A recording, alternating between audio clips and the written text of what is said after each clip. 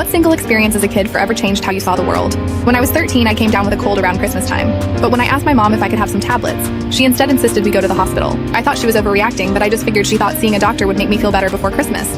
After all, she wouldn't want her 13-year-old daughter to be sick on Christmas. I ended up going to the hospital with her, and once there, she checked me into a room. I saw her speaking with the nurses just before she did, and all the nurses went pale and their jaws dropped as they kept glancing in my direction. Once I was in the room, I remember asking my mom if the doctor said I would be okay, and she reassured me that it was just a cold. I responded by asking if it was just a cold, why did the nurses look so worried, and why I was in this room. She told me not to ask questions I don't want answers to, and then shushed me when I tried to speak again. She left the room a minute later, telling me she was going to get some water and that she'd be right back, and that was the last time I ever saw my mother.